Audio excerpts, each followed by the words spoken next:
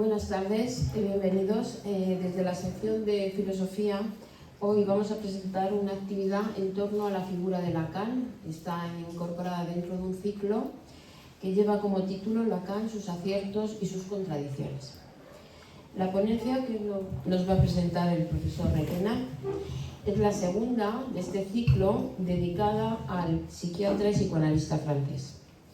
En la primera, que ustedes, si no tuvieron la oportunidad de asistir, pueden visionar en nuestro canal de YouTube, estuvo centrada, aunque se trataron otros temas, en la neutralidad del analista. Por otra parte, la tercera conferencia de este ciclo va a correr a cargo del doctor Fasolino, profesor del Departamento de Estética de la Universidad Complutense de Madrid, que tiene como título Lacan y su encuentro con Derrida, y que va a tener lugar el 25 de octubre a las 6:30 de la tarde, no en esta sala, en otra, pero bueno, es fácil de encontrar. La propuesta que hoy nos reúne tiene como objetivo profundizar en las contradicciones, no en los aciertos, sino más bien en las contradicciones del pensamiento de Lacan y en por qué, en palabras de Rudinesco, se le consideró como la peste del psicoanálisis. Para ello contamos con la presencia del doctor Jesús Requena, que es catedrático del Departamento de Comunicación Audiovisual de la Facultad de Ciencias de la Información de la Universidad Complutense de Madrid. Además es presidente de la Asociación Cultural Trama y Fondo y responsable de la edición de una revista con el mismo nombre, miembro del Consejo Consultivo Internacional de ASEMAS Col Global. Sus líneas de investigación giran en torno al mundo del pensamiento psicoanalítico y las artes audiovisuales, siempre bajo el criterio del análisis textual. Y entre sus publicaciones podemos destacar La metáfora del espejo, El discurso televisivo, Espectáculo de la posmodernidad, El espectáculo informativo o La amenaza de lo real, El spot publicitario, La metamorfosis del deseo, ya sé que son muchas, pero las voy a leer todas. Bueno, casi todas. Los tres reyes magos, La eficacia simbólica, Amor loco en el jardín, La diosa que habita el cine de Luis Buñuel, Escenas fantasmáticas, un diálogo secreto entre Alfred Hitchcock y Luis Buñuel. Es decir, que para analizar estas contradicciones en el pensamiento de Lacan, creo que contamos esta tarde sin duda con un especialista en la materia. Y sin más, pues yo le cedo la palabra. Muchas gracias.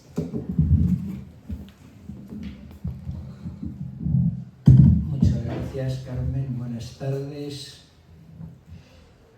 Vamos allá. Casi todo el mundo acepta como un hecho evidente que Lacan realizó una lectura en profundidad de la obra de Freud. El caso es que fue el propio Lacan quien desde el primer momento, con su habitual falta de modestia, afirmó que eso era así. Ello sucedió con especial claridad en ese texto suyo de 1951 que tienen ustedes referenciado en pantalla y que tiene por título La cosa freudiana o el sentido del retorno a Freud en psicoanálisis. Allí lanza la consigna de un retorno a Freud y se presenta como nuncio de esa tarea. ¿Puede parecerles a ustedes inapropiada esta expresión nuncio aquí, dadas sus evidentes connotaciones religiosas? Pero el asunto es que fue el propio Lacan quien la escogió para sí mismo, hablando del retorno del que me hago aquí nuncio. Es, por cierto, el suyo un texto belicoso, pues se dirige abiertamente contra aquellos psicoanalistas americanos que, dice, habían llegado a convertirse en los managers de las almas, y a los que acusaba ni más ni menos que de corrupción. Así, dice en ese texto, ¿cómo no deslizarse desde ahí hasta convertirse en los managers de las almas en un contexto social que requiere su oficio? El más corruptor de los conforts es el confort intelectual, del mismo modo que la peor corrupción es la mejor. Hasta aquí la cita. Convendría señalar que los miembros de esa escuela a la que se refería despectivamente como escuela americana, había un fondo de chauvinismo francés latiendo tras todo ello, aquellos autores, aquella escuela estaba formada en su casi totalidad por austríacos y alemanes que se habían visto obligados al exilio a efectos de la persecución nazi, dado que eran gentes de origen judío. El caso es que, justo a continuación, Lacan dice: así es como la frase de Freud a Jung, de cuya boca la conozco, cuando invitados los dos a la Clark University tuvieron a la vista el puerto de Nueva York y la célebre estatua que alumbra al universo. No saben que les traemos la peste. Le es enviada de rebote como sanción de una ibris cuyo turbio resplandor no apagan la antífrasis y la negrura. No saben que les traemos la peste, le habría dicho Freud a Jung mientras su barco entraba en el muelle de Nueva York. Sucede, sin embargo, que Elizabeth Roudinesco, biógrafa de Lacan y por lo demás acreditada lacaniana, ha establecido la falsedad de tal afirmación de Lacan. Véanlo. Dice Roudinesco: en nuestro país nadie duda de la realidad subversiva del freudismo. Sobre todo, nadie se atreve a imaginar que Freud, sin duda, nunca pronunció esa frase durante su viaje a Estados Unidos en 1909 en compañía de Jung y Ferenczi. Sin embargo, el estudio de los textos, de la correspondencia y de los archivos muestra que Jung reservó únicamente a Lacan esa preciosa confidencia. En sus memorias cuenta el viajero, pero no hace ninguna alusión a la peste. Por su lado, Freud y Ferenczi no emplean nunca la palabra. En cuanto a los historiadores del freudismo, de Ernest George a Max Schur, toda la lista que ustedes tienen ahí, anotan que Freud dijo simplemente: se sorprenderán cuando sepan lo que tenemos que decirles. A lo aducido por Roudinesco cabe añadir una argumentación suplementaria, y una que viene a ofrecernos una prueba, si cabe, más evidente.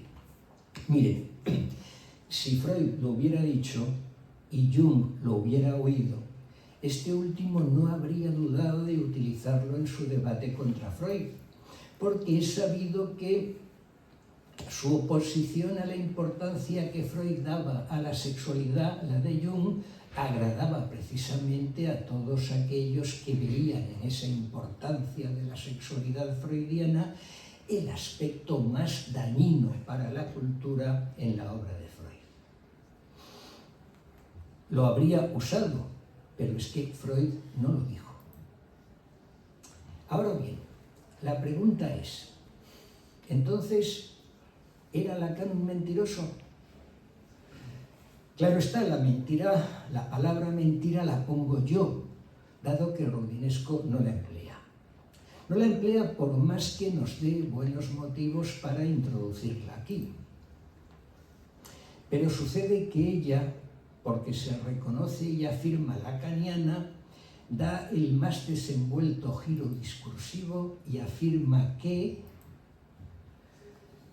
apoyado en esa confidencia de la que él era el único depositario, Lacan inventó, pues, una ficción más verdadera que la realidad, destinada a imponer contra el psicoanálisis llamado norteamericano su propio relevo de la doctrina vienesa, marcada desde entonces con el sello de la subversión.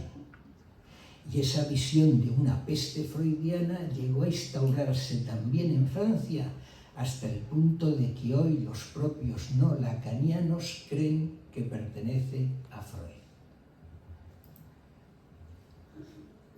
Da para toda una sociología de la cultura, ¿no les parece? Una ficción más verdadera que la realidad. ¿Qué puede querer decir eso? Yo diría que solo hay un marco teórico donde pueda entenderse una afirmación como esta, el hegeliano, claro está, donde más allá de los equívocos con los que la realidad aparente puede engañar a los sujetos, no habría otra verdad, otra auténtica realidad que la del espíritu absoluto. Pero me temo que en ese caso aceptar tal marco sería tanto como colocar a Lacan en el lugar del espíritu absoluto, o al menos en el del supremo sacerdote. Ahora bien, eso es lo que parece hacer Rodinesco, ofreciéndonos así la más sofisticada versión del culto moderno parisino a la personalidad. Observen por lo demás que Rodinesco introduce como elemento de prestigio de la tarea que Lacan habría hecho suya el sello de la subversión. El sello de la subversión que para ella aparece como directamente ligado a la peste freudiana. ¿Se han parado alguna vez a pensar en lo notable del extraordinario prestigio del que la palabra subversión goza entre los intelectuales contemporáneos? Prestigio que vendría a sancionar positivamente todo lo que se encuentre bajo su manto. Porque miren, a poco que se reflexione un poco sobre el asunto, uno debería darse cuenta de que a la subversión le pasa, qué sé yo, como al talante, que puede ser bueno o malo, según el caso. Quien lo dude no tiene más que pensar en la subversión nazi contra la República de Weimar. Pero llevamos décadas utilizando la expresión subversión como lo que garantizaría cualquier cosa que pudiera llevar esa etiqueta. No hay duda en cualquier caso de que ese culto a la personalidad fue propiciado desde siempre por el propio Lacan, quien tantas veces se refirió a sí mismo en tercera persona.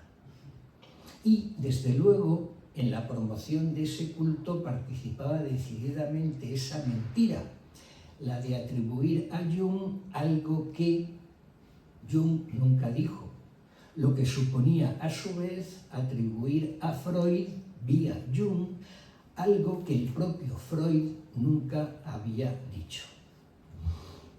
¿Qué puedo decirles? Que ese es el diapasón del retorno a Freud del que Lacan se presentó como nuncio y adalid. Pero existe todavía una prueba mejor, yo diría que definitiva, de que era mentira, incluso como interpretación sofisticada a lo rodinesco, esa mención a la peste ligada al psicoanálisis. Esa mención que, por supuesto, Freud nunca hizo. Y saben, el que rodinesco no repare en ello, como claro está, no lo ha hecho ningún lacaniano, se debe precisamente a su condición explícitamente asumida, la de rodinesco, de lacaniana. Como tal, da por hecho que lo que Lacan dice es la verdad freudiana más íntima, y por ello mismo evita ir a consultar ¿qué? Las fuentes freudianas. Claro está. Concretamente, no se le ocurre que la mejor manera de aclarar la cuestión es prestar atención a lo que realmente dijo Freud en aquel viaje. Porque es un hecho que Freud había ido allí a Estados Unidos a presentar su teoría, la teoría psicoanalítica, y lo hizo en la que seguramente es la mejor introducción del psicoanálisis para los no iniciados. Las 5 conferencias sobre psicoanálisis que dictó en la Universidad de Clark. Tal fue el motivo del viaje. Pues miren, la última reflexión de Freud en la quinta de las conferencias versa precisamente sobre el principal obstáculo que en su tiempo se formulaba contra la teoría psicoanalítica. Y dice así Freud: se teme causar daño mediante el psicoanálisis. Se tiene angustia a convocar a la conciencia del enfermo las mociones sexuales reprimidas, como si esto aparejara el peligro de que con ello resultaran luego avasalladas sus aspiraciones éticas superiores y fuera despojado de sus adquisiciones culturales. Freud no utiliza desde luego la palabra peste, pero dado que es una peste subversiva lo que Lacan le atribuye a Freud, su contenido no sería otro que ese avasallamiento de las aspiraciones éticas superiores y el despojamiento de sus adquisiciones culturales. Pero sucede que eso es precisamente lo que Freud niega. No, el psicoanálisis no trae la peste, sino todo lo contrario. Es Freud quien lo dice literalmente. Leámoslo. Y en cuanto al temido desenlace, la destrucción del carácter cultural por obra de las pulsiones emancipadas de la represión es por completo imposible, pues tales aprehensiones no toman en cuenta lo que nos han enseñado con certeza nuestras experiencias, a saber, que el poder anímico y somático de una moción de deseo, toda vez que su represión haya fracasado, es incomparablemente más intenso cuando es inconsciente que cuando es consciente. De suerte que hacerla consciente no puede tener otro efecto que debilitarla. El deseo inconsciente es insusceptible de influencia e independiente de cualquier aspiración contraria, en tanto que el deseo consciente resulta inhibido por todo cuanto es igualmente consciente y lo contraría. Por tanto, el trabajo psicoanalítico, como sustituto mejor de la infructuosa represión, se pone directamente al servicio de las aspiraciones culturales supremas y más valiosas.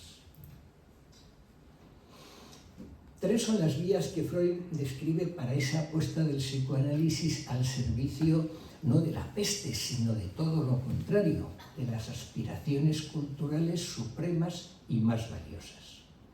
Primero, el juicio adverso que el yo consciente puede realizar del deseo reprimido una vez que se ha vuelto consciente. Segundo, la sublimación, por la que la energía pulsional se pone al servicio precisamente de los máximos logros culturales. Y, finalmente, la satisfacción directa en la vida de cierta parte de las mociones libidinosas reprimidas. Junto a esa última satisfacción directa de las mociones libidinosas que el psicoanálisis puede favorecer al remover las inhibiciones neuróticas, aparecen la represión conscientemente asumida y la sublimación. Tales son las vías para Freud por las que el trabajo psicoanalítico se pone directamente al servicio de las aspiraciones culturales supremas y más valiosas. De modo que el mismo Lacan, que se presentó como el más fiel discípulo y representante de Freud, mintió cuando atribuyó a Freud una afirmación como esa. No digo solo que Freud no lo dijera, digo que mintió con respecto al sentido profundo de lo que Freud dijo en Clark en aquel viaje. Claro está, puede que alguno de ustedes me objete, citando a Lacan, que la verdad solo puede decirse a medias. No es esa la única vez que lo dijo, lo había dicho ya antes, en el reverso del psicoanálisis, en el 69-70, lo repetiría después en el síntoma, en el 75-76, y todavía seguía repitiendo eso de que la verdad solo puede decirse a medias en la clausura de las jornadas de la Escuela Freudiana de París en el 77, septiembre. En suma, lo repitió muchas veces y a sus coetáneos, a muchos de ellos, especialmente en el mundo intelectual, les encantó oírlo. Pero miren, cuando hacía así, parecía ignorar la opinión de Freud sobre el asunto, porque Freud había escrito, y no en cualquier sitio, en Análisis terminable e interminable, obra fundamental de su última época, ya bien cerca de la muerte, Freud había escrito: no se olvide que el vínculo analítico se funda en el amor por la verdad, es decir, en el reconocimiento de la realidad objetiva, y excluye toda ilusión y todo engaño. Ahora bien, si excluye toda ilusión y todo engaño, entonces no se dice a medias, ¿no les parece? Y por cierto, dicho sea de paso, miren, si la verdad solo pudiera decirse a medias, no solo se volvería imposible toda lucha contra la corrupción en una sociedad, sino que el sistema judicial entero se desmoronaría. ¿No les parece? Por supuesto, Lacan tenía todo el derecho del mundo en sustentar opiniones contradictorias a las de Freud, pero dado que se presentaba como el mejor heredero de su obra y había conseguido su fama llamando a un retorno a Freud, debería, ¿no les parece?, haber señalado explícitamente su desacuerdo con Freud y haber justificado los motivos de su posición. Cosa que no hizo nunca, porque como atribuía a Freud lo que Freud no decía, pero Freud era una figura sagrada en el mundo psicoanalítico, todo seguía hacia adelante.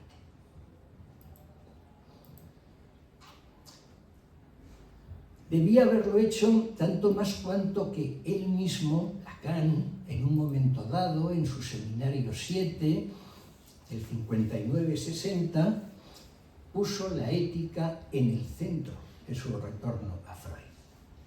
Veamos cómo eso tuvo lugar.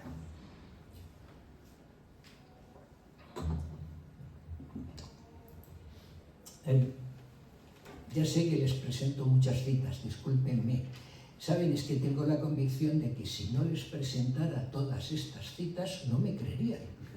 No tengo más remedio que presentárselas.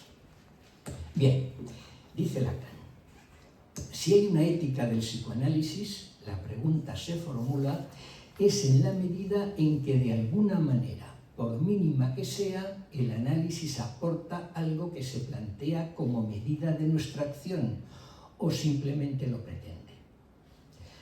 La fórmula condicional de este enunciado, si hay una ética del psicoanálisis, da al mismo el carácter de una pregunta, pero la respuesta a ella está ya contenida desde el inicio en el título mismo del seminario, claro, la ética del psicoanálisis. Por lo demás, en esta misma cita se sugiere una respuesta positiva, dado que se afirma que el análisis aporta algo que se plantea como medida de nuestra acción. Y tengan en cuenta que cuando así habla, Lacan no se refiere, claro está, a una teoría psicoanalítica de la ética. Desde luego, eso existió siempre en el pensamiento freudiano. Pero no a lo que se está refiriendo aquí Lacan con la expresión ética del psicoanálisis es precisamente a eso, a una ética del psicoanálisis en sí misma, es decir, a un conjunto coherente de principios que, fundados en la teoría psicoanalítica, deberían guiar la conducta de los seres humanos. El caso es que Lacan pone esa ética del psicoanálisis de inmediato bajo el marchamo de Freud. Dice: para delimitar la originalidad de la posición freudiana en materia de ética, es indispensable destacar un deslizamiento, un cambio de actitud en la cuestión moral como tal. Tendría lugar con ello el nacimiento y la afirmación de una ética nueva, totalmente original, dice Lacan, un paso decisivo, por tanto, en la historia del pensamiento. El discurso freudiano desbroza en el enunciado del problema ético algo que, por su articulación, nos permite llegar más lejos de lo que nunca se llegó, en lo esencial del problema moral. Algo de esa originalidad cabría añadir revolucionaria, dado su peso inigualado, que vendría a cambiar los problemas de la posición ética hasta un punto del que no se ha tomado conciencia. Una suerte de revolución moral a escala cósmica, diríase. E insisto, esa iluminación, esa revelación es puesta por cuenta de Freud, hasta el punto en que dice: si siempre volvemos a Freud es porque él partió de una intuición inicial, central, que es de orden ético. Creo esencial valorizarla para comprender nuestra experiencia, para animarla, para no extraviarnos en ella, para no dejar que se degrade. Por eso este año acometí este tema. De modo que, sé que estoy siendo un poco redundante en esta sobre invocación de Freud en el seminario de la ética, pero es que van a ver ustedes enseguida por qué. En la primera sesión de su seminario, que Miller por su parte titula Nuestro programa, enuncia Lacan su tarea como la de destacar la importancia de la dimensión ética en nuestra experiencia y en la enseñanza de Freud. Enseguida nos ocuparemos de esa ética del psicoanálisis de la que Lacan habla, pero antes de hacerlo convendría recordar lo que el propio Lacan omite, que la idea misma de una ética del psicoanálisis es del todo incongruente y fue explícitamente rechazada por el propio Freud. Miren, el motivo de ello es después de todo obvio. Para Freud el psicoanálisis era una ciencia, y del mismo modo que no tenía sentido hablar de la ética de la física o de la ética de la química, carecía para él de sentido hablar de una ética del psicoanálisis. Tiene sentido hablar de ética estoica, de ética cristiana, de ética comunista. ¿Por qué? Pues porque la proposición de un sistema ético es algo característico de una concepción del mundo. Y a este propósito conviene leer la última de las nuevas conferencias de introducción al psicoanálisis, creo que es la 35, lo tienen en pantalla, sí, la 35 de 1932, que lleva por título En torno a una cosmovisión. El tema exclusivo de esta conferencia consiste en responder a la pregunta que repetidamente, dice Freud, le han planteado otros. Si el psicoanálisis lleva a una cosmovisión determinada y cuál. Y anoten desde el primer momento que esta no es para Freud una pregunta propia, sino de los otros. Para él, en rigor, no hay cuestión. Para él, en rigor, la respuesta es sencillamente no. Pero vamos a ver los motivos. Freud define así el concepto de cosmovisión, concepción del mundo o Weltanschauung. Una cosmovisión es una construcción intelectual que soluciona de manera unitaria todos los problemas de nuestra existencia a partir de una hipótesis suprema. Dentro de ella, por tanto, ninguna cuestión permanece abierta, y todo lo que recaba nuestro interés halla su lugar preciso. Así, a propósito de la religión, que es para Freud una de las formas ejemplares de cosmovisión, por más que desde luego no la única, Freud señala los tres aspectos fundamentales que ofrece a los hombres. les da noticia del origen y la génesis del universo. Les asegura protección y dicha última en los veleidosos azares de la vida. Y, sobre todo, añado yo, guía sus intenciones y acciones mediante unos preceptos que sustenta con toda su autoridad. Freud añade a continuación: poseer una cosmovisión así se cuenta entre los deseos ideales de los hombres. Creyendo en ella, uno puede sentirse más seguro en la vida, saber lo que debe procurar, cómo debe colocar sus afectos y sus intereses de la manera más acorde al fin. Es decir, que las cosmovisiones responden para Freud no a la realidad, sino a los deseos de los hombres. Y saben ustedes hasta qué punto los deseos de los hombres pueden ser ilusorios. Y Freud prosigue a continuación explicando por qué el psicoanálisis, en tanto disciplina científica, no puede ser ni contener una concepción del mundo, y que debe limitarse a hacer suya la concepción de la ciencia. Así dice: el psicoanálisis, como ciencia especial, es una rama de la psicología, psicología de lo profundo o psicología de lo inconsciente. Es por completo inepta para formular una cosmovisión propia. Debe aceptar la de la ciencia. Y añade de inmediato: como concepción del mundo, la científica es enteramente decepcionante.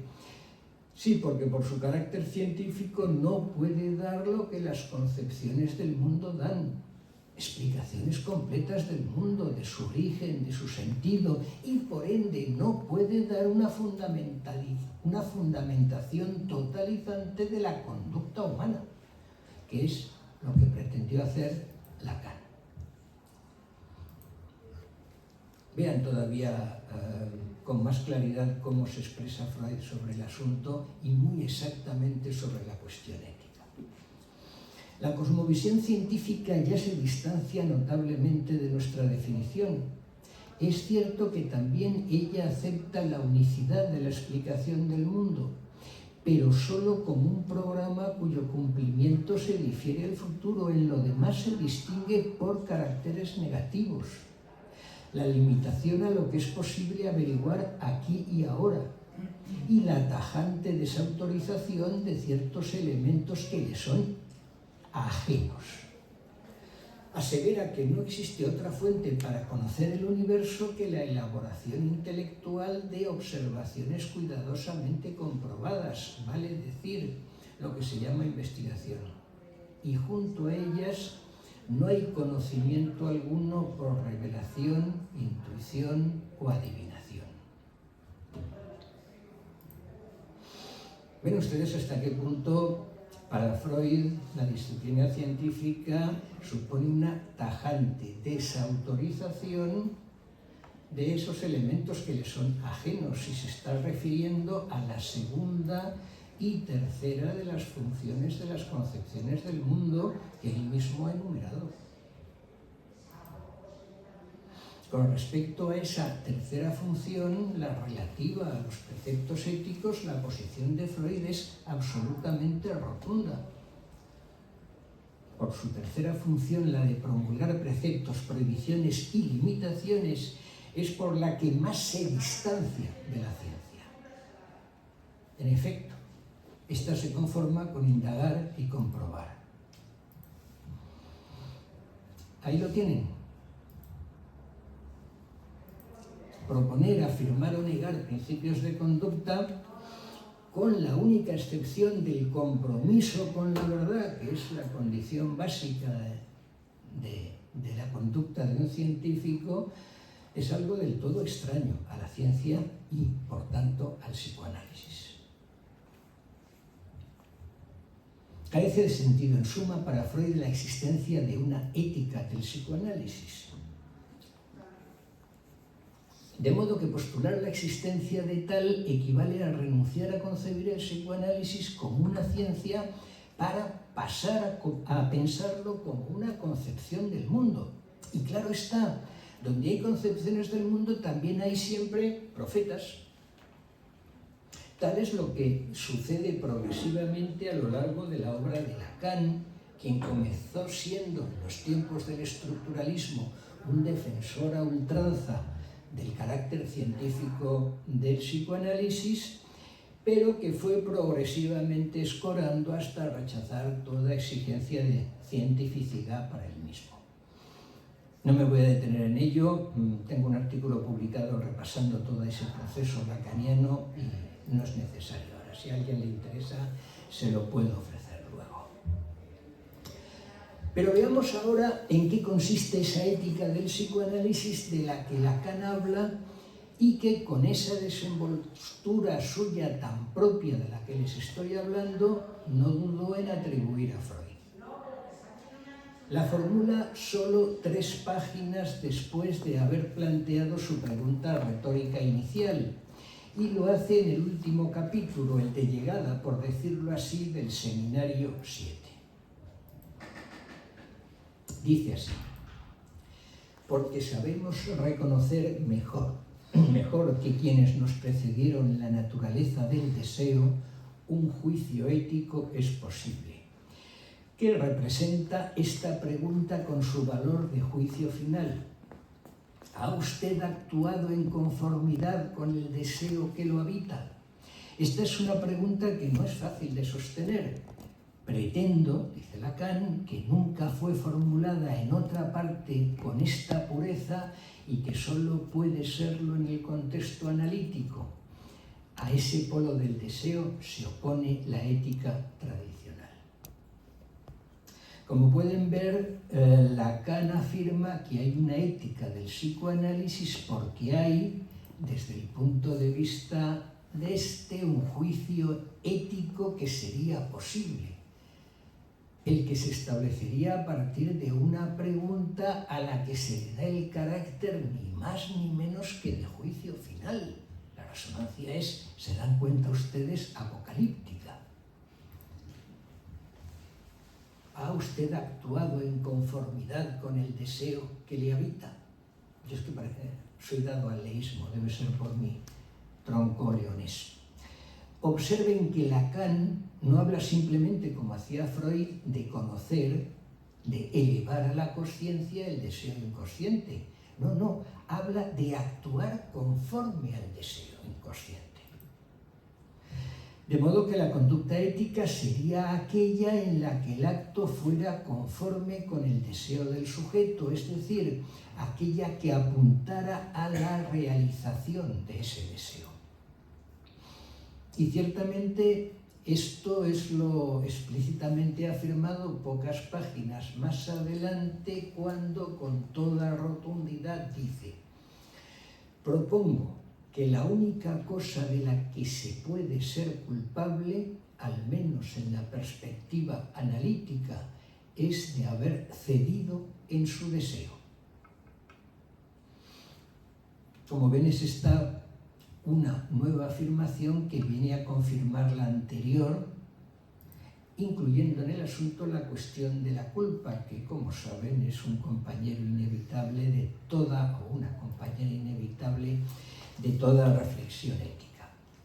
De modo que, sostiene Lacan, acto ético es aquel que se conforma de acuerdo con el deseo del sujeto, tanto como acto no ético, acto culpable, es aquel en el que el sujeto cede, es decir, renuncia a su deseo.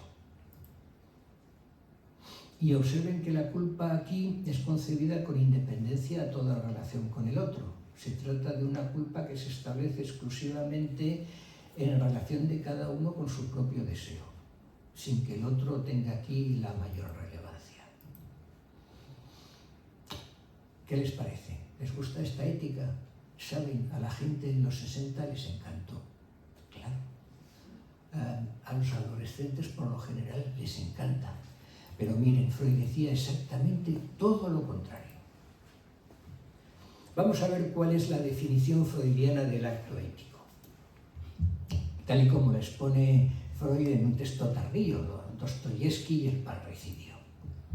Ético es quien reacciona ya frente a la tentación interiormente sentida sin ceder a ella, pero quien alternativamente peca y luego en su arrepentimiento formula elevados reclamos éticos, se expone al reproche de que arregla las cosas de manera harto cómoda.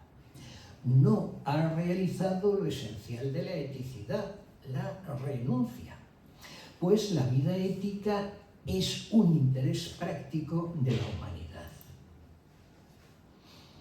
De modo que conducta ética para Freud es la que no cede a la tentación interiormente sentida, es decir, la que no cede al deseo, la que resiste la exigencia pulsional.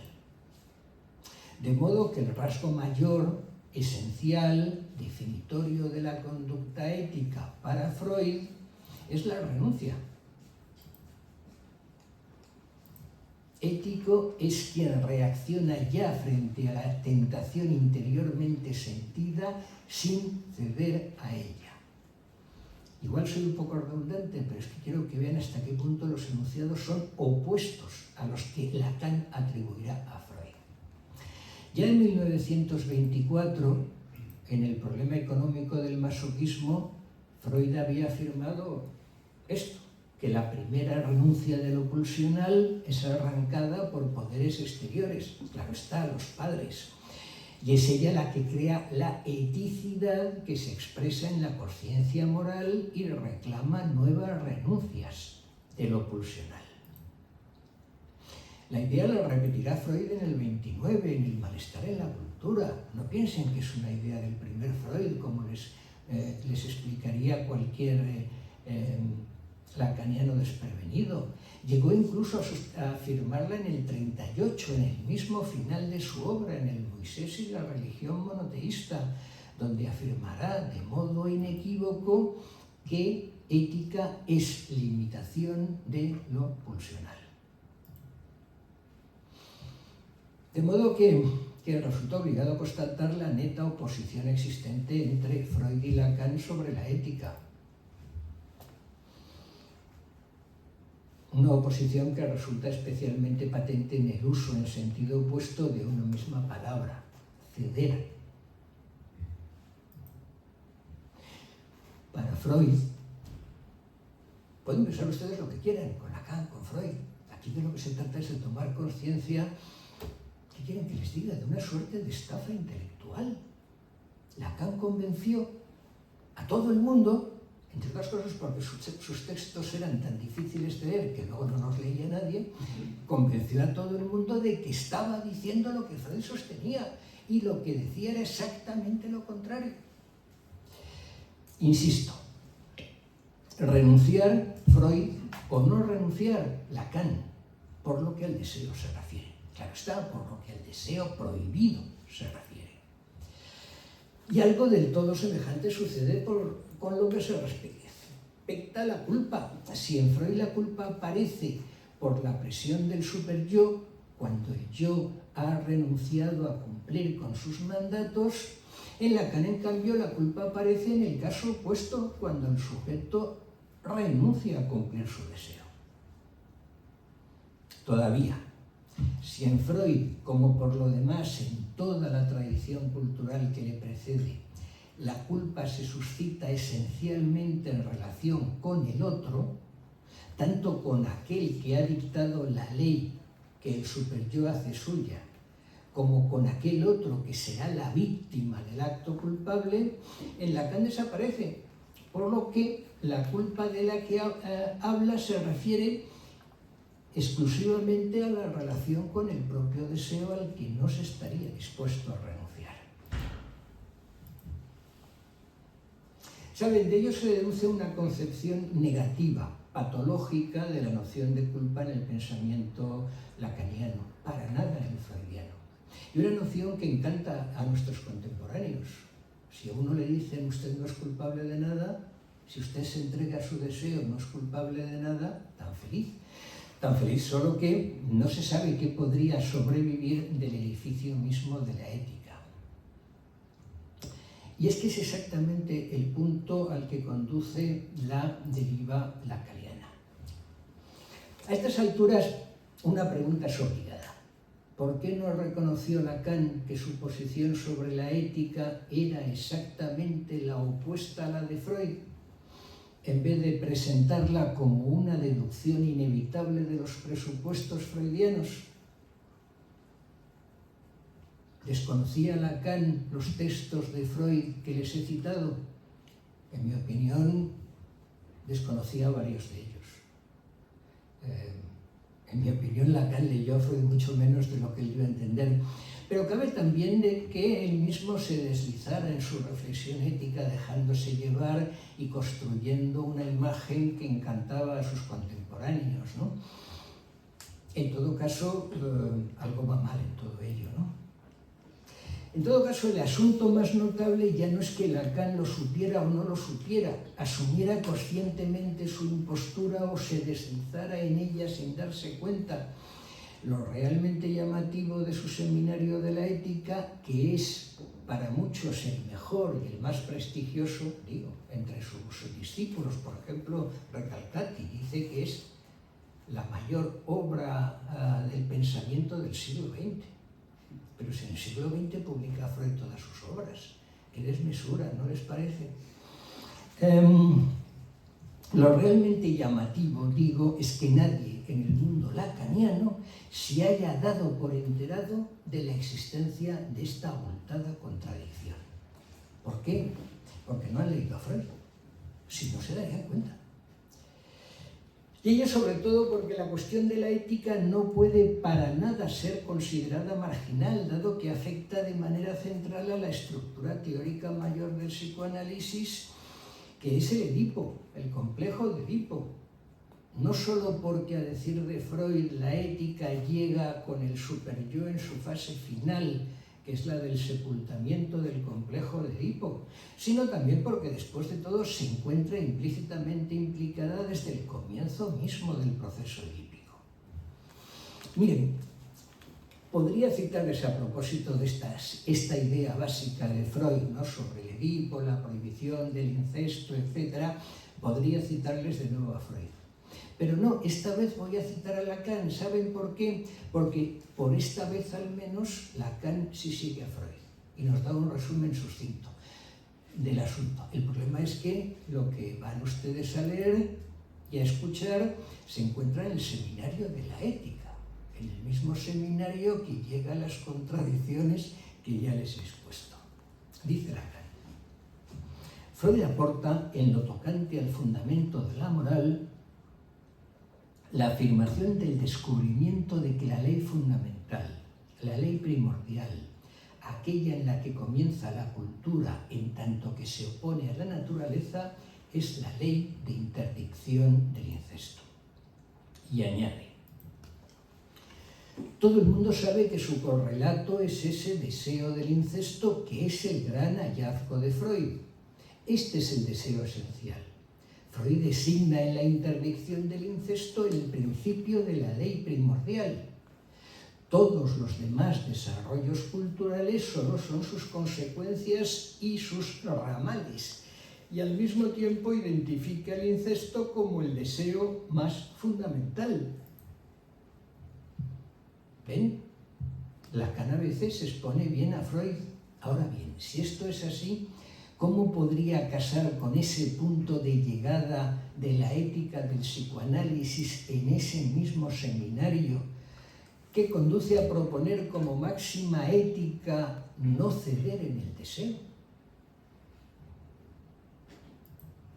Es un hecho que la contradicción entonces es máxima, con esa contradicción con esa ley primordial freudiana que es la prohibición del incesto. Si no se debe renunciar al deseo, habrá que entregarse al incesto.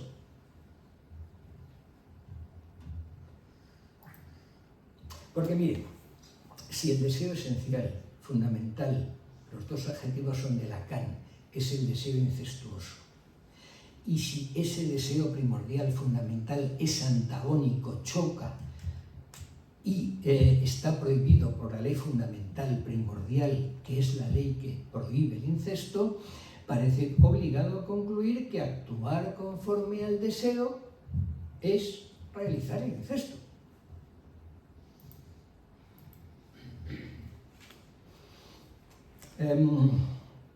Estoy acabando ya, pero una última pincelada a propósito del superyo. Se preguntarán ustedes cómo es posible, en el contexto de un seminario dedicado a la ética, esa ley fundamental que prohíbe el incesto y cuya existencia es reconocido por Lacan quede finalmente excluido, desbordado. La contradicción es mayor, se produce en el interior mismo del seminario, es flagrante. Esa ley, la ley de la prohibición del incesto, esa ley fundamental, después de ser enunciada, es no solo excluida, sino en la práctica impugnada. ¿Por qué? Pues miren, porque para Lacan la ley no tiene gran cosa que ver con la ética, dado que ésta tiene todo que ver con el mandato del deseo fundamental. Y eso conduce inevitablemente a una promoción del incesto, en tanto que es a eso a lo que el deseo fundamental apunta.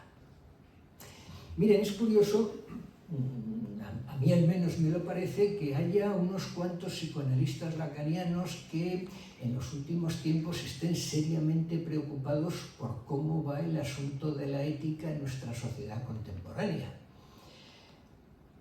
Critican la caída, el desprestigio, el desmoronamiento del padre y de su ley. Y esta, por cierto, que es una preocupación que yo comparto.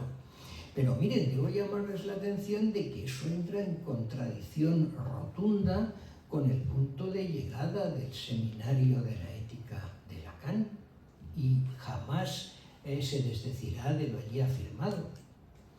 Que en otros lugares Lacan haya dicho otra cosa, que haya dado la impresión de que defendía la necesidad de la ley, eso es algo que no encuentro motivo para discutir, dada la altísima tasa de contradicciones que pueblan eso que él mismo dio en llamar la enseñanza lacaniana.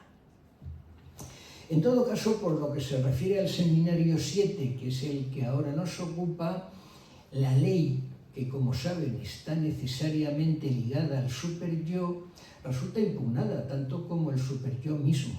Y esa impugnación no parará de crecer a lo largo de toda la obra de Lacan, a partir de aquí. De hecho, en el comienzo mismo de su seminario sobre la ética se pregunta: ¿todo esto de la ética se limitará a la génesis del superyo?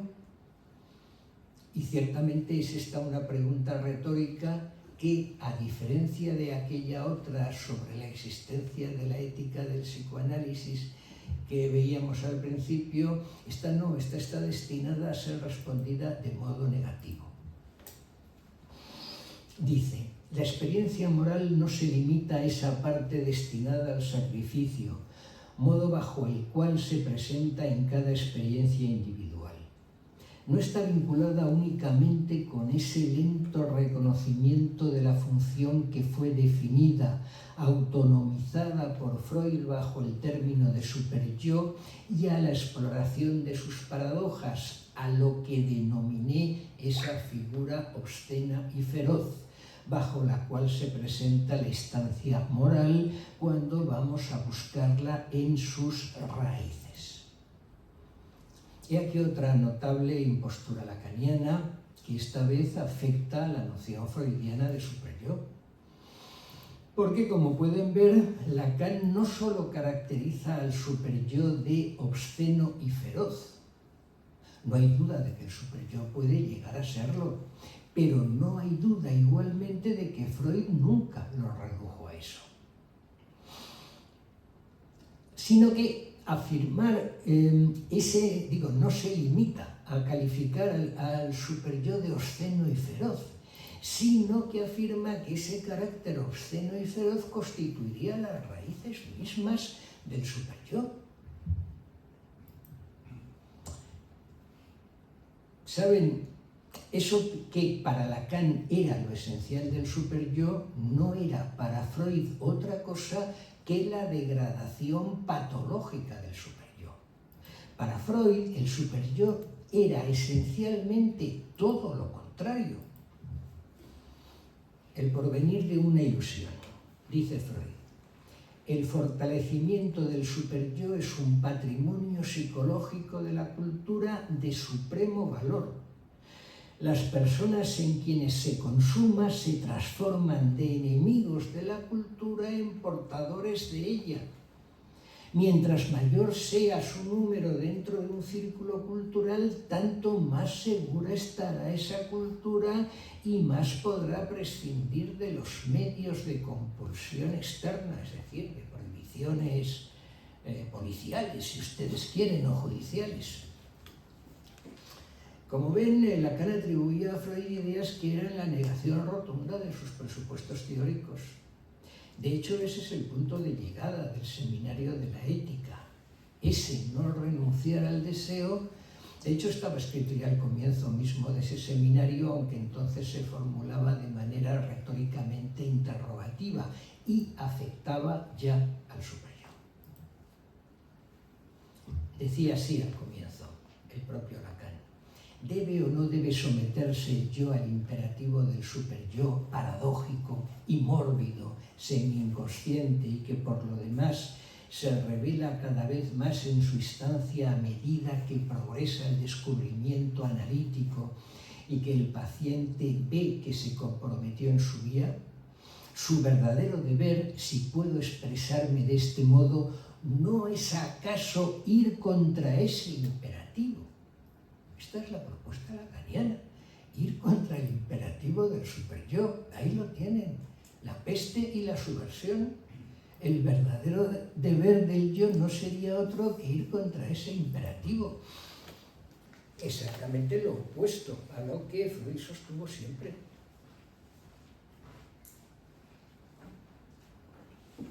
De modo que, miren, ¿qué puedo decirles? Que con el psicoanálisis no llegó la peste. Si llegó, fue en todo caso con el psicoanálisis lacaniano. Es todo. Podría seguir, pero yo creo que ya les he dado bastantes pruebas de lo que me interesaba presentar.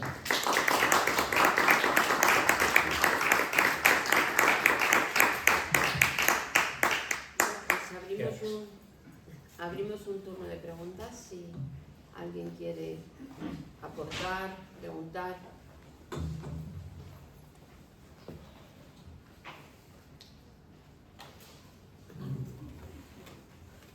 Desde lo que usted ha dicho, se puede deducir que la ética es para Freud una finalidad de la psicoanálisis o un resultado a pesar de las intenciones. O sea, se llegaría, estoy un poco banalizando, esquematizando, se llegaría a una sociedad mejor, un individuo alcanzaría un nivel mejor a través de la psicoanálisis. ¿Es una finalidad de la psicoanálisis o es algo paralelo de su investigación?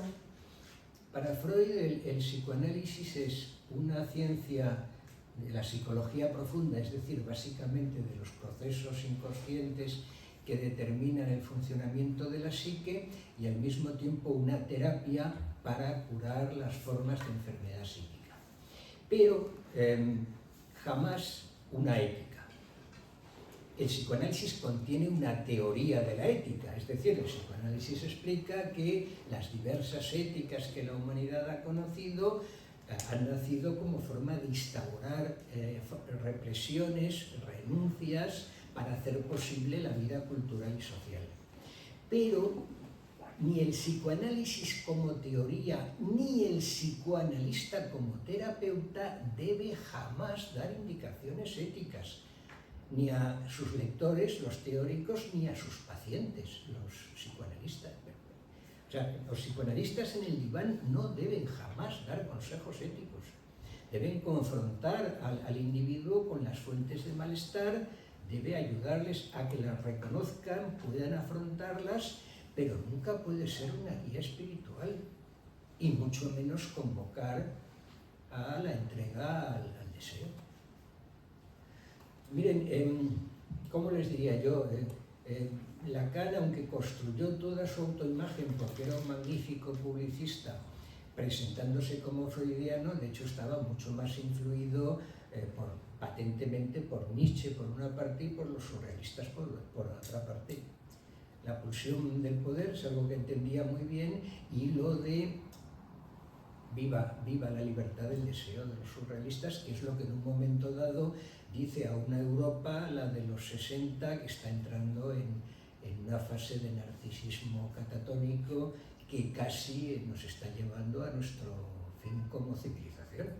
Yo creo que todo el mundo percibe ya en qué estado está Europa, y lo está en buena medida porque lleva décadas jugando al narcisismo de yo tengo derecho a todo, ninguna limitación para mi deseo. Esto es lo que no solo Lacan, ¿no? Félix Guattari, Deleuze pusieron en marcha en su momento. Su efecto en Estados Unidos fue realmente notable, porque allí en Estados Unidos estaban los discípulos de Freud, austríacos y americanos. Y sin embargo, estos fueron quedando marginados progresivamente porque entró el psicoanálisis lacaniano por las universidades de humanidades. Profesores de arte que les encantaba eso del surrealismo y la libertad del deseo, ¿no? Bueno, yo quería hacer una pequeña indicación. Estoy totalmente de acuerdo en que Freud sigue la senda kantiana, ¿no? Entonces sigue entendiendo el deber en el sentido de algo que no se convierta en un super yo crítico, pero sí como una categoría que es necesaria a la hora de enjuiciar y a la hora del comportamiento ético, ¿no? Entonces, realmente Lacan con lo que rompe es con Freud, pero de hecho con lo que rompe es con Kant, porque donde Kant pone el deseo, donde Kant pone el deber, él pone el deseo, ¿no? Pero no estoy tan de acuerdo en que no haya una distinción en Lacan en ese no ceder en el deseo, en que no haya una distinción en no ceder en el conocimiento o reconocimiento del deseo, y no tanto en su actuación. Ahí yo veo como un matiz, ¿no? Es lo que él dice. No. Quiero decir que yo... No, él dice solamente no ceder en el deseo, ¿no? Pero es que no ceder en el deseo yo creo que lo dice todo el psicoanálisis, ¿no? Quiero decir, la tarea psicoanalítica es descubrir el deseo, no para actuarle, sino descubrirle. Y luego ya ver cómo se puede... Lo que Freud, ¿no? constata, Freud no se niega a hacer una ética, y hace muy bien. No, pero se niega a hacer una teoría, eso está claro. O sea, yo... Se niega a ofrecer una religión, se niega a hacer de profeta. Es que Lacan se convierte en el profeta de la deconstrucción, y como tal ha actuado y como tal se le venera, y por eso nadie osa hablar mal de Lacan, aunque nadie lo ha leído, porque es uno de los santones de nuestro panorama cultural. Y para eso hay que para colocarse como un profeta, hay que decirle a la gente cómo va a ser feliz, cosa que jamás hizo Freud. O sea, Freud hace digamos que la ética la conducta ética es una magnitud de la experiencia humana, y lo que él dice es, allí donde hay procesos éticos, hay renuncia al deseo. Renuncia al deseo, y la palabra renuncia aparece una y otra vez, y es la obra cultural, es cómo conseguir que los individuos no soltemos nuestra pulsión a lo loco y nos destruyamos. Esa es la magnitud fundamental, ¿no? Entonces, con respecto a eso, el enunciado lacaniano es el otro, ¿no? El imperativo categórico de Kant, bueno, es que Freud es muy kantiano, pero Freud es más kantiano en lo filosófico que en lo ético, porque, insisto, él no formula una máxima ética jamás. La única máxima ética es el compromiso con la verdad y la prohibición rotunda a todo analista de hacer la menor insinuación de una conducta ética o política a sus pacientes, cosa que hay que denunciar de una vez. Se está haciendo masivamente en el mundo, en buena parte del mundo lacaniano, hasta el punto de que hay muchos psicoanalistas que se presentan como lacanianos de izquierdas, es decir, que están encuadrando políticamente su posición de analista. Eso no lo puede hacer un analista. Un analista tiene que dar una imagen neutra en lo político, absolutamente neutra. De lo contrario, llevamos las pasiones a la política y vamos al desastre. Pues eso está claro, o sea que el psicoanálisis no es una nueva teoría ética, está claro, ¿no? Pero sin embargo toda la teoría psicoanalítica gira en torno a la ética. No que quiera ser una teoría ética, pero sí que señala, por ejemplo, cómo el tema del deber puede convertirse en lo que estamos diciendo, en un superyo crítico. Por el contrario, el superyo no solamente tiene esa visión, como has dicho muy bien, no crítica, sino también de estímulo para el comportamiento, de ideales, etcétera, ¿no? Eso sí, eso está claro. Pero sigo insistiendo en el tema del deseo. No sé si es posible otra lectura del deseo que Lacan. Vamos no a lo ver, sé. Vamos no a ver, lo sé. Carmen. Es que No sé. ese es el arte, ese fue el arte de Lacan. Ya. Fabricar eternamente enunciados lo más ambiguos posibles, claro, sí. para que nadie tuviera del todo claro lo que decía. Claro. Si ustedes leen sus seminarios, cosa que ha hecho muy poca gente, pero yo sí, una de las cosas que más llama la atención es que cuando alguien interviene como diciendo, entonces usted quiere decir esto y esto, Lacan siempre dice que no. No, yo lo que quiero decir es no se sabe qué otra cosa, ¿no? Ese manierismo estructural en el discurso lacaniano es una celada con la que apresa a su gente, ¿no? Es un juego sistemático de... Yo más que manierista diría rococó. Yo cada vez tengo más claro que la Europa desde los 60 para acá está en una fase rococó. Se juega a hacer frases de espíritu, como se hacían, bueno, es un galicismo, ¿no? Chistes elegantes, sofisticados, como se hacía en los salones parisinos de la época rococó, antes de que llegara la Revolución Francesa y todo eso se fuera al carajo, ¿no? Yo creo que de los 60 para acá Europa está en esa fase ya en estado de coma, ¿no? Pero claro, todo ser humano se organiza su vida inevitablemente, salvo que sea un canalla, aunque cuidado, que los canallas están aumentando a una velocidad extrema precisamente porque nos hemos cargado el superyo, ¿eh? Que esto es muy serio, sí, ¿no? Lo del superyo. Pero bueno, cualquier persona mínimamente decente se plantea su vida en términos éticos, pero desde un punto de vista psicoanalítico es el sujeto el que tiene que configurar su mundo ético. No puede ser tutorizado, no puede ser guiado. Y lo primero que tiene que aprender es, y esa es la palabra que no encontrarás nunca en Lacan, renunciar al deseo. Renunciar al deseo incestuoso. Al deseo por antonomasia. Al deseo incestuoso yo creo que no se renuncia nunca. Otra cosa es que se renuncie a la actuación. Pero eso es lo que decía Freud. Renunciar al deseo no es hacerte un lavado de cabeza, el cerebro y dejar de desear algo, ¿no? Es renunciar a realizar ese deseo, claro. Sí. Bueno, no sé si hay alguna pregunta más, sí. Bueno, yo quería comprender, buenas noches. Buenas noches. Muchas gracias. Esta lógica tergiversadora de Lacan. Lacan le da el caballo de Troya a Freud de considerar el psicoanálisis como una revolución moral para que no pudiese ser considerada como una ciencia totalizante, comprensora de todo el mundo. ¿Y cómo concilia esto Lacan con decirle a sus seguidores de que el mismo Freud consideraba el psicoanálisis como una peste? O sea, desde su lógica tergiversadora. ¿Cómo era a nivel discursivo eso? A ver, Freud jamás pensó desde luego que su teoría tuviera nada que ver con la peste, sino todo lo contrario, y lo dijo tantas veces que es sorprendente realmente la cantidad de omisiones de Lacan a ese propósito, ¿no? Pero, ¿qué es lo que hace? ¿Cuál es la operación lacaniana?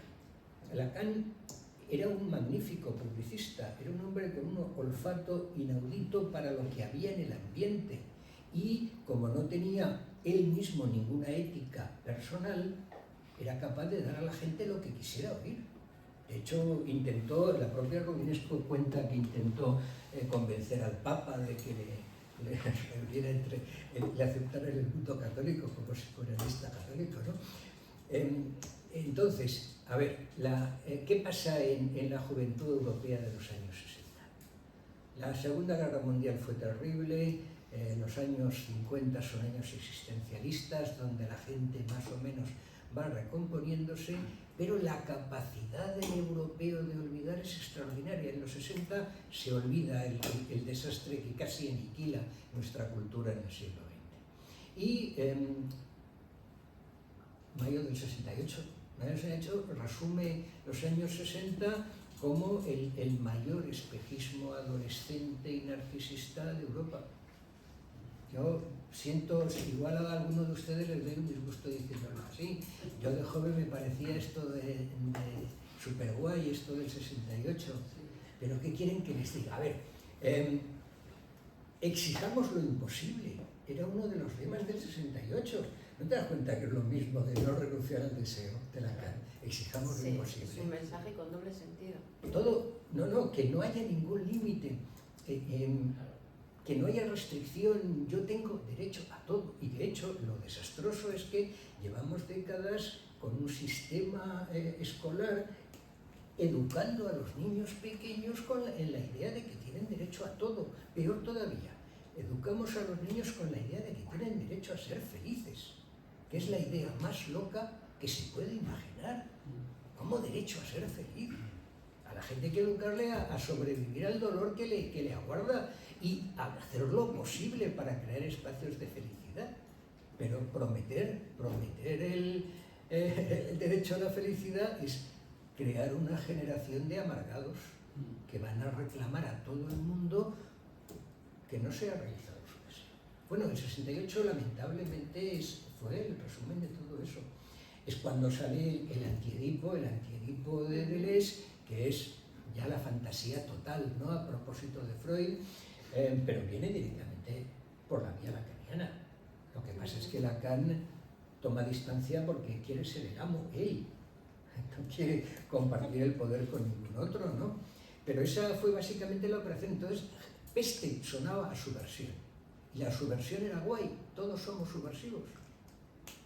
Olvidando que las dos subversiones que conoció Europa en el siglo XX casi aniquilan la cultura. La una la protagonizó Lenin y la otra la protagonizó Hitler. Y fueron subversiones.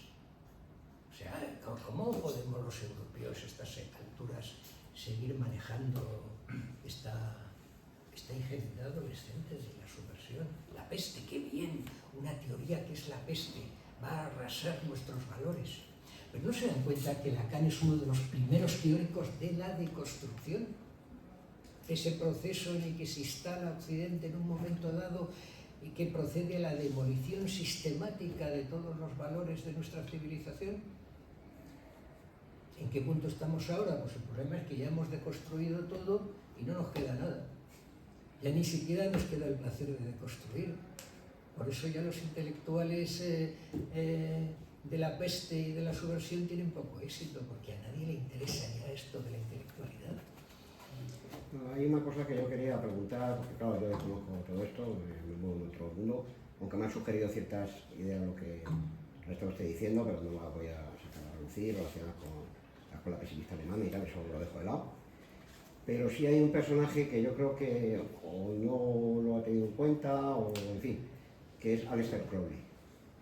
No sé si conoce usted a Aleister Crowley. Aleister Crowley era como se le definió en su momento, el hombre más malvado del mundo, bastante anterior a... Aleister Crowley es un contemporáneo de Freud, en cierto sentido, ¿no? Y este hombre que, en fin, yo creo que tiene una influencia absoluta en todo lo que ha sido la evolución de la cultura occidental, sobre todo la cultura pop, rock, etcétera, que es una parte responsable de esa explosión de deseo.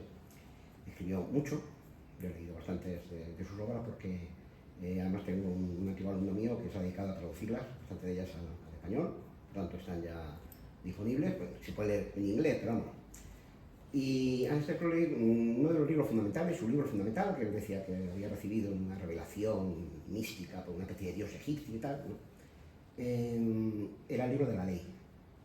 Y en ese libro de la ley, el lema fundamental que él decía sería el lema del futuro, era haz lo que quieras, será la ley. Haz lo que quieras, será la ley. Bueno, esto él lo interpretó, no vamos a entrar porque todo esto es un mundo que va incluso yo creo bastante más allá de Freud, Lacan y otros muchos, ¿no? Porque tiene una influencia tremenda, ¿no?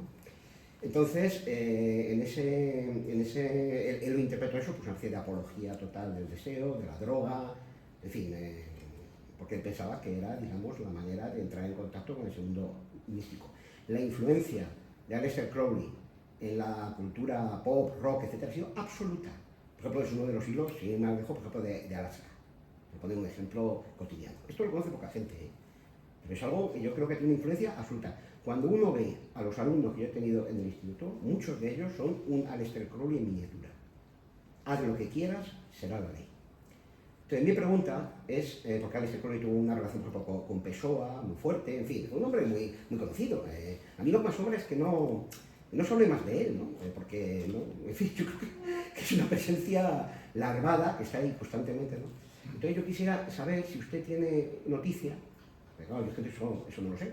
Yo creo que no, pero en fin, lo mismo como especialista en estos temas, si tuvo algún tipo de relación con Lacan o Lacan. Relación no creo, porque es un individuo un poco anterior, aunque, bueno, en fin, vive hasta más o menos mediados del siglo XX, ¿no? No me acuerdo, cuando muere víctima de esa drogadicción y tal, ¿no? En el año 30 y tanto, ¿no? Aunque alcanzó una edad bastante avanzada para lo deteriorada de la vida tan terrible que llevaba, ¿no? Porque realmente hay que decir que cumplió su ley a la perfección. O sea, que decir que no fue uno de esos que habla, pero luego no entra en el juego. Él entró en el juego hasta el fin, ¿no? Entonces, quería saber si conoce usted algún tipo de relación, algún tipo de, en fin, de vinculación, de cita que haga Lacan, que yo no voy a sobre Lacan y seguro que no lo voy a hacer. Carmen, si lo ha hecho, porque eso yo no lo voy a hacer, no me interesa nada, ¿no? Pero es por si acaso, porque claro, es que estos temas, o lo que usted ha venido exponiendo, es que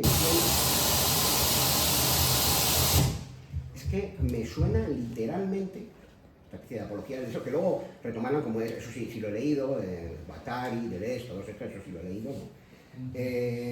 Me suena tremendamente a estas tesis de Aleister Crowley, que quizá la gente del rock, del pop, etcétera, no leyó a Lacan, que no lo sé, hay gente muy culta ahí también, ¿no? Pero desde luego a Crowley sí. Pero vamos, hasta unos puntos que yo creo que no se ha tenido en cuenta hasta qué punto eso tiene influencia en lo que es la juventud contemporánea. Y de hecho, la evolución que ha ido siguiendo la música, etcétera, hacia un deterioro, en fin, yo considero extremo, no hay más que ver las músicas que hay, que son la misma canción repetida billones de veces, ¿no? Son como una apología del deseo, es decir, uno ve a estos espectáculos que hay, es una especie como de chorro deseante, ¿no? Cuerpos allí, ¿no? Que recuerda un poco a, ¿no? Una especie como de pulpos ahí en medio de unas luces, a veces un poco como un mundo de insectos, ¿no? Bajo las luces y tal, ¿no? Moviéndose allí. Y todo esto a mí me recuerda, es como una derivación de esas tesis que yo, por vez primera, imagino que habrá elementos anteriores en Sartre y este tipo de cosas, por supuesto, ¿no? Pero nunca hay nada de realmente originario, ¿no? Porque el Marqués de Sade, evidentemente, hay algo detrás de esto también, yo creo que importante, ¿no? Quizás Sade sí lo leería Lacan, supongo. Pero me gustaría saber si han encontrado algún rastro de cita de tal Aleister Crowley, que yo imagino que no, pero vamos, que en buena medida yo creo que anticipa buena parte de las tesis, porque Aleister Crowley estaba muy influido por Nietzsche, extremadamente influido por Nietzsche, que él pretendía combinar con la magia egipcia, etc. Es decir, son estos, en fin, hoy llamaríamos un gurú, pero no un gurú de esto de paso duro de ahora, no, o sea, un individuo además con unas capacidades intelectuales. Cerca de Madame Blavatsky. Sí, no, es Madame Blavatsky era otra cosa, Madame Blavatsky era otra cosa, no se la conoce ese tipo de actividades eróticas ni cosas de eso, no. Esto es diferente, lo de... En todo caso... Entonces yo quería saber, la pregunta claro, como ha estado hablando esto, me ha sonado tremendamente a estas tesis de Aleister Crowley. La influencia, no hay ninguna referencia de Lacan a Crowley. Ahora bien, eso no significa nada, porque es que Lacan jamás citaba a los que le influían realmente, solo citaba a los que le influían poco. Esto era parte de su técnica, ¿no? Pero no, la influencia decisiva en Lacan es, lo decía antes, es Nietzsche. La idea de... O sea, la ley en Nietzsche no significa nada, es una pura mascarada que solo oculta el poder. Y la voluntad de poder es la única voluntad. La voluntad de poder nietzscheana está cerca, claro, lo que va a que Freud tiene una percepción de eso mucho más dramática y la ve del lado de la pulsión de destrucción, ¿no? De Thanatos. Pero bueno, en cualquier caso, en el marco lacaniano, que Lacan hará una lectura, por ejemplo, el mundo pulsional se deshace progresivamente de Eros y a partir ya del seminario 7 solo hay tánatos en su mundo, no solo hay pulsión de muerte, y eso es precisamente porque su influencia nietzscheana es total. Entonces, en Nietzsche, para el señor, para el amo, no hay ninguna limitación. Por cierto, que es una idea que pasaría directamente al nazismo, ¿no? Está mal visto, los nietzscheanos se enfadan cuando se lo recuerdas, pero es un hecho, ¿no? Entonces yo creo que la línea viene por ahí y luego sí, el surrealismo. Lacan navegó entre los surrealistas y enseguida se hizo fama entre ellos. Quizá entonces lo que habría que pensar es que esa influencia nietzscheana tiene como dos vertientes, vamos a decir así, o sea que no es que hubiera una relación nunca entre Crowley y Lacan, que yo creo que, vamos, yo daba por supuesto que no había, pero claro, yo es que no conozco a Lacan, sino que es, digamos, la... Acaba, pero sí. hay otra pregunta. Ya acabo. Entonces, digamos que esa sería la fuente de la que partirían esas dos apologías del deseo desenfrenado, digamos. Gracias. Yo quería, en fin, está muy bien, vamos, me ha encantado la conferencia, la charla. Gracias. Y tengo dos preguntas. Una es sobre si psicoanálisis realmente sí que se puede considerar ciencia, porque es un debate que está ahí siempre, si es comprobable, si hay unas leyes, pero la ciencia, bueno, por recurrir un poco a la definición, ¿no?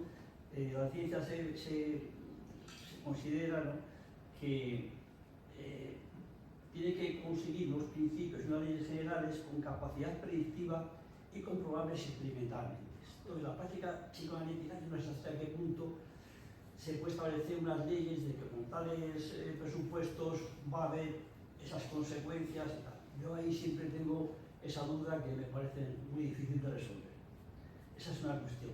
La otra, por supuesto, es un poco apoyar un poco la idea de que Lacan y la ética, como que no lo sé yo hasta qué punto, coinciden mucho, porque la práctica psicoanalítica que hizo Lacan fue a mi modo de ver. Con la ética no lo sé yo, porque a él tienen que expulsan de la Sociedad Psicoanalítica Internacional, porque claro, él pretendió realmente cargarse los presupuestos de la práctica psicoanalítica. La práctica psicoanalítica está caracterizada por un contrato entre un psicoanalista y un paciente. Es un contrato que vale mucho dinero, quiere decir que no es gastar una pasta con el psicoanálisis, porque son muchas sesiones y mucho tiempo. Bueno, y Lacan pues se le ocurre lo de la famosa idea de la sesión breve, la sesión corta, la sesión de tiempo, en fin, de tiempo variable, flexible, de tiempo variable, hasta el punto que, bueno, una persona que va a pagar una sesión entera, supuestamente son 40 minutos o 45 minutos, y este señor empezó a hacerlas cada vez más, como que había que contarlas cuando el psicoanalista quería, cuando él quería, sesiones de 5 minutos, sesiones casi, bueno, de 1 minuto, bueno, eso no digo yo, eso tiene escrito Rudinesco. Rudinesco tiene escrito, pero realmente yo no sabía que era para tanto la cosa, que el paciente entraba y de repente este hombre le decía 2 palabras y dijo, hemos terminado por hoy. O sea, 2 frases, hemos terminado por hoy, a la calle. Claro, lo que uno dice es cómo se puede soportar eso y cómo los pacientes seguían yendo, pero bueno, pues eran pacientes.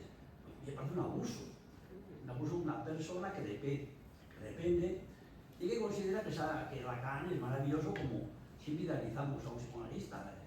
Un psicoanalista idealiza un poco, por lo menos, de presumir un saber, ¿no? Y que te va a ayudar, porque si no, no vas. Bueno, pero este señor hacía estas cosas, dice, bueno, eso es una psicoterapia. Un señor que entra diciendo frases, hemos terminado por hoy.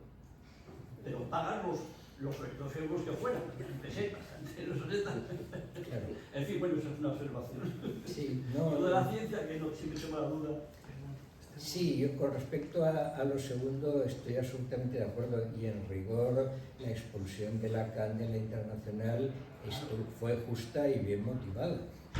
Entre otras cosas porque es que ese sistema del tiempo móvil crea una dinámica estrictamente sadomasoquista entre el analista y su paciente. El paciente va desesperado a ofrecer al amo todo lo que se le ocurra con la perspectiva de que si hoy estoy 3 minutos más, esto debe ser maravilloso. Eso es algo muy importante. Si eso es una una dice, monstruosidad. bueno, ya estoy, bueno, lo he hecho maravillosamente, eso que he hecho, ¿no? Dice, bueno. Claro. Y volviendo al otro, al tema de la ciencia, yo pienso seriamente que el psicoanálisis es una ciencia y trabajo en ese sentido. Bien entendido, tiene las limitaciones características de las ciencias humanas. La historia no puede hacer experimentos, la economía no puede hacer experimentos, la lingüística no avanza básicamente, o la semiótica no avanzan básicamente con experimentos, ¿no? Es cuestión de construir modelos teóricos solventes que expliquen con la mayor claridad y eficacia posible determinados procesos, ¿no? Y por lo demás, a ver, yo creo que la mayor limitación que tiene el psicoanálisis no es tanto que no opere con datos científicos, como que tiene infinitas limitaciones para manejar los datos científicos con los que opera. Quiero decir, el analista en la práctica sí que hace experimentos. El día que hace una interpretación sabe que se la juega y sabe que Si va bien o no va bien. va a haber una respuesta u otra, etc. Y todas esas conductas del analizado son datos objetivos que se producen ahí. El problema es que están marcados por la reserva propia de respeto al paciente, ¿no? Sí. Pero son datos empíricos. Cuando uno lee las grandes monografías de Freud lo ve. Yo personalmente, como no trabajo en clínica, sino que trabajo en psicoanálisis de obras artísticas, me encuentro con la posibilidad de probar cosas. Porque los textos artísticos están ahí, entonces los cogemos, los analizamos y son datos en los que podemos reconocer procesos inconscientes de una manera absolutamente precisa, ¿no? O sea que yo creo que es más, que es urgente reivindicar el psicoanálisis como ciencia, porque de lo contrario se convierte en otra forma de fanatismo parareligioso, que es lo que viene sucediendo hace bastante tiempo. Eso es muy mal. Sí, siempre queda la cosa un poco de hasta qué punto, en fin, el hecho demostrable, digamos, el hecho demostrable y de cuál se pueden extraer unas conclusiones que sean como más generales. Claro, los físicos o los matemáticos o los químicos siempre dicen, bueno, hay una reacción que efectivamente, pues no sé, ácido más base sal más agua. Vale. Y eso es así siempre. Sí, bueno, pero en el psicoanálisis americano, por ejemplo, se está trabajando mucho con protocolos de sesiones. Lo que pasa es que no todo puede ser un efecto perturbador, ¿no? Y no todo psicoanalista tiene una agilidad como para estar recogiendo. Claro. Pero sí que como los hay, sí que hay trabajos en relación con el análisis de estos protocolos, la contrastación de las interpretaciones que se utilizan. O sea que sí que hay un movimiento en el psicoanálisis americano, en el lacaniano no hay. En el psicoanálisis americano sí. Había otra pregunta. Sí, vamos a ver, el comentario que hace me parece muy interesante, ¿no? Es decir, que el psicoanálisis es una ciencia, pero la realidad parece que es tozuda. Por ejemplo, porque si es una ciencia, en las facultades de psicología en España no existe el psicoanálisis como asignatura y apenas se habla de Sigmund Freud. Por ejemplo, porque la DSM-5 es algo cognitivo-conductual. O sea, el deseo es ojalá que sea una ciencia, pero la realidad empírica no indica esto, por lo menos la aceptación dentro de lo que es el mundo práctico de la psicología, ¿no? A ver, yo como trabajo en la universidad, le he dado muchas vueltas a esto. Vamos a ver, si es que hay un montón de pruebas científicas que sostienen el carácter científico del psicoanálisis. Una de ellas es de una elementalidad pasmosa. El conjunto de los monumentos culturales, si algo prueban, es la tesis de Freud de que la sexualidad es determinante en la conducta humana. Por ejemplo, en el campo del cine, ¿no es cierto que el 99% de las películas tienen una historia sexual explícita o implícita? En el campo de la música, ¿es que acaso no es cierto que el 99,9% de las canciones son de índole sexual, con o sin amor? Estos son datos enormes, son tan enormes que el que no se acepten como validación ya de entrada de la teoría psicoanalítica, lo único que nos quiere decir es lo que ya explicaba Freud, que nuestra cultura sigue resistiéndose como gato panza arriba con los propios dramas de su subjetividad y de su corporalidad y de su sexualidad. A ver, yo recuerdo esta es una anécdota que cuento con frecuencia porque siempre me pareció extraordinariamente reveladora. Un profesor de psicología de la Complutense en una cena estuvo toda la cena haciendo chistes verdes, malísimos. A mí personalmente, quieren que le diga, igual soy muy conservador, no me gustan los chistes verdes y me dedico al psicoanálisis. Este hombre, después de hacer toneladas de chistes verdes, va y no sé cómo, se dedica a hablar de que, claro, es que el psicoanálisis es hipersexualista, lo explica todo con la sexualidad. El psicoanálisis lo explicaba todo de él durante esa cena, que nos estuvo torturando con chistes sexuales malísimos. Esto parece una anécdota, no lo es. Esto es lo que sucede en la universidad. Los profesores de psicología que tienen la mayoría perfiles bastante obsesivos, cuando no paranoicos, se defienden como locos contra los conocimientos psicoanalíticos y por eso han levantado una impugnación total para expulsar al psicoanálisis de la universidad, que es la conducta menos universitaria posible, porque la universidad debería hacer espacio a todas las formas de pensamiento. Pues no, ellos hacen la peor forma de persecución del psicoanálisis en la universidad, lo quieren suprimir. También es cierto que luego uno se encuentra con los lacanianos y ve que hacen lo mismo con los psicólogos, quieren expulsar a los psicólogos del universo. Es falta de cultura universitaria, pero yo creo que eso no debería para nada rebajar la reivindicación del carácter científico del psicoanálisis.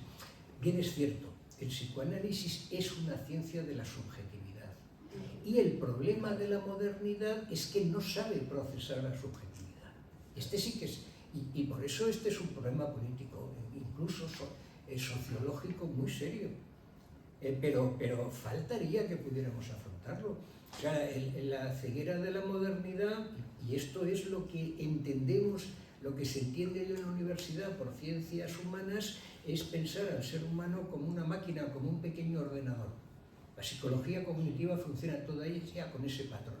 Tiene razón en un aspecto. Hay procesos cognitivos en el ser humano, pero reducir al ser humano a los procesos cognitivos es cegarse absolutamente con los procesos de la subjetividad y todo el mundo pasional. Este es un problema, pero es un problema de ellos, no nuestro. Nosotros tenemos que reivindicar el carácter científico de esto. El método científico, ¿no? Que no se puede como decía Karl Popper, falsar los resultados. Entonces, si no se puede hacer, no se puede entrar a debatir con trabajos que supuestamente llegan a conclusiones, son medibles, cuantificables, etc. Porque está la subjetividad por un lado y por otro lado se supone, entre comillas, que en lo cognitivo-conductual pues, se siguen los procedimientos que se pueden medir, tabular. Pues este es el problema, ¿no? Pero nadie hace esa objeción a la ciencia del derecho, a la ciencia de la economía, a la ciencia de la historia, a la ciencia de la sociología. No se les hace esa objeción. Cuando O sea, que no es por esa... O sea, para empezar, las ciencias humanas no pueden funcionar con parámetros experimentales. Cuando lo intentan, obtienen resultados marginales, ¿no? El tronco de la producción, yo creo que ahí, qué sé yo, de Mulot para acá hubo todo Piaget y compañía, gente que no era psicoanalista, pero que abrió el debate sobre la epistemología de las ciencias humanas, recusando la aplicación mecánica que no sé por qué se ha impuesto ahora en las universidades con este grado de hostilidad, o sí, pero son reacciones puramente defensivas. A ver, insisto, si analizamos una película, tenemos hechos subjetivos. Si es que la subjetividad no es lo que piensan los científicos duros, no es una cosa de que cada cual tiene manías separadas. La subjetividad es algo material, objetivable. Se objetiva en el discurso de cada uno de nosotros, en nuestra gestualidad. Y si cogemos una película o un cuadro, eso es todo subjetividad cristalizada, absolutamente objetivable y analizable. Bueno, pues tengo que cerrar el acto porque era a las 9, tenemos la sala y muchas gracias por su asistencia. Esperamos verles el próximo día 25. Muchas gracias.